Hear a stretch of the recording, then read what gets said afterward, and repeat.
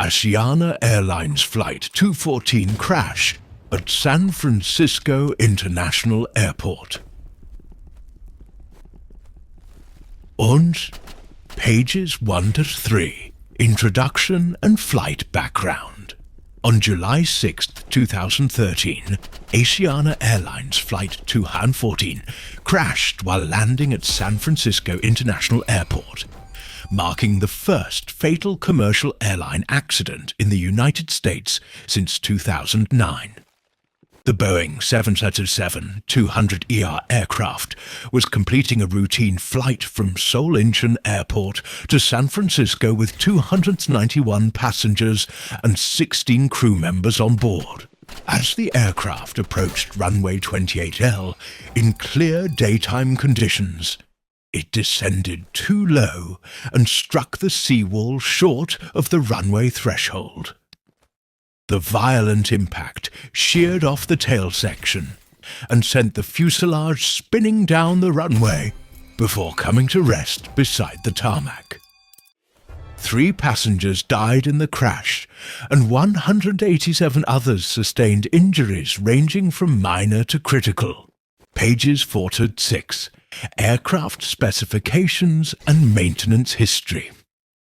The accident aircraft was a Boeing 777-28ER with registration HL7742, manufactured in 2006.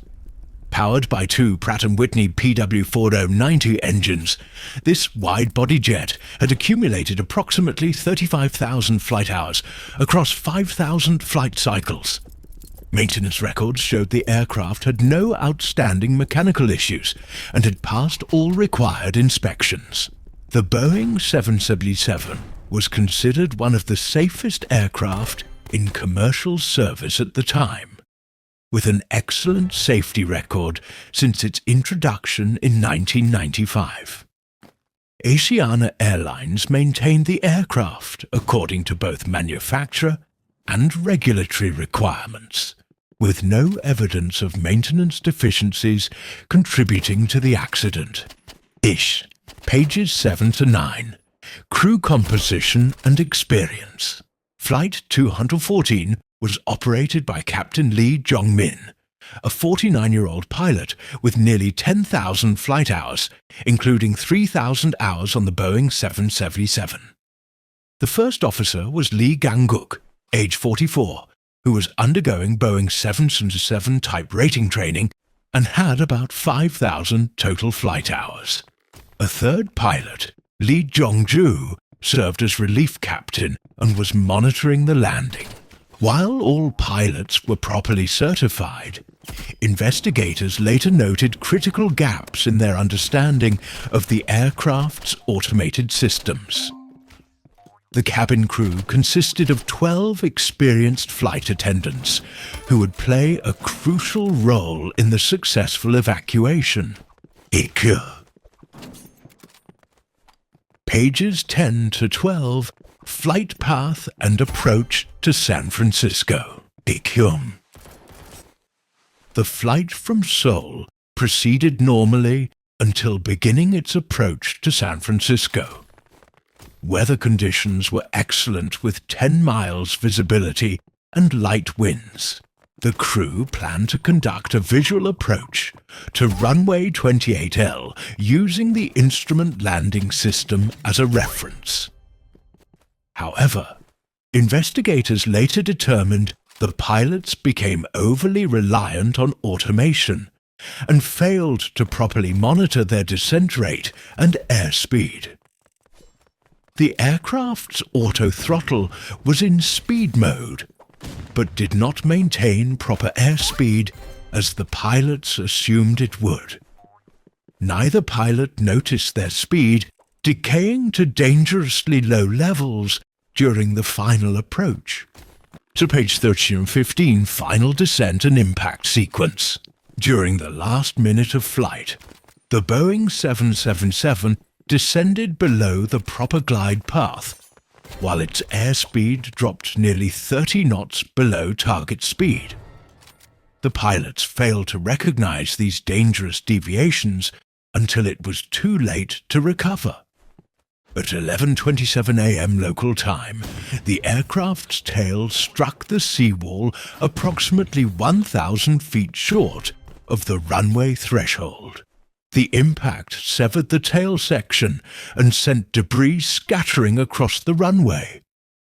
The main fuselage cartwheeled down the runway before coming to rest sideways beside the pavement.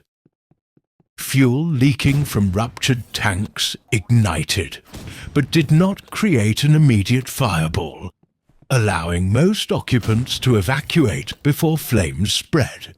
Then pages 16-18, emergency evacuation and rescue efforts. The cabin crew initiated evacuation within seconds of the aircraft coming to rest.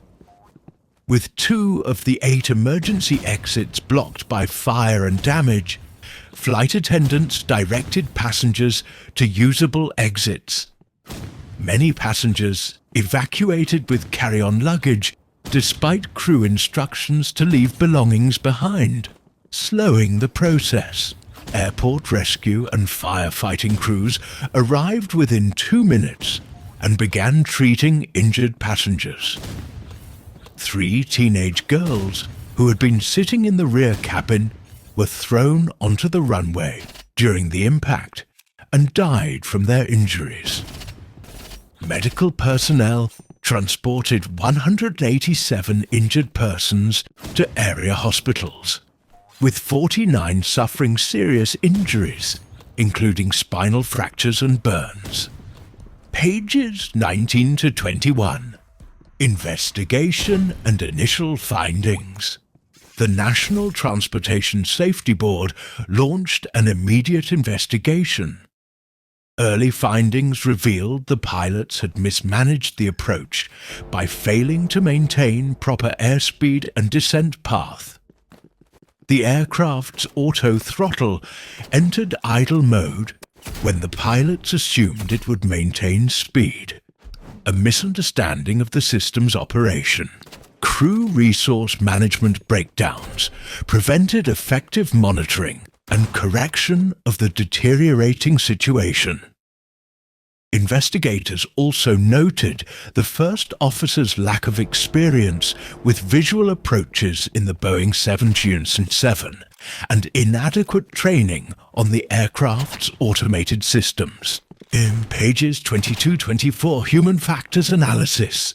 The NTSB's Human Performance Analysis identified several critical errors.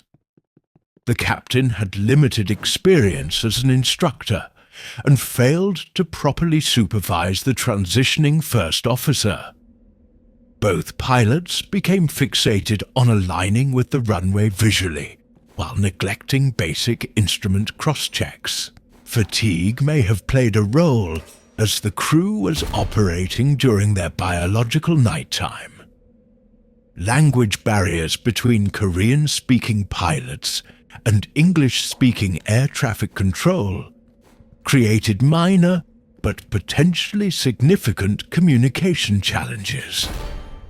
The investigation highlighted the dangers of over-reliance on automation without complete system understanding. Day pages 25-27, Aircraft Systems Examination.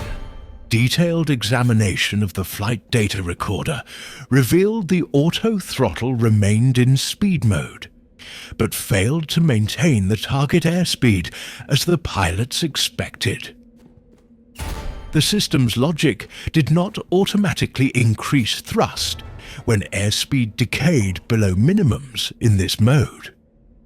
Boeing's design met all certification requirements, but the investigation concluded the system's behavior wasn't sufficiently intuitive to pilots. The aircraft's structure performed as designed during the crash, with the fuselage remaining largely intact to protect occupants despite the violent impact forces. Pages 28-30, Safety Recommendations and Industry Impact. The accident prompted numerous safety enhancements, including improved pilot training on automation modes, revised procedures for visual approaches, and better crew resource management practices. Boeing updated flight manual guidance about auto-throttle operations, while Asiana Airlines strengthened its training programs. The FAA required additional simulator training for visual approaches and manual flying skills. The aviation industry increased focus on the challenges of cultural differences in cockpit communications. While the crash represented a tragic failure, the lessons learned significantly improved global aviation safety standards regarding automation use and pilot monitoring responsibilities.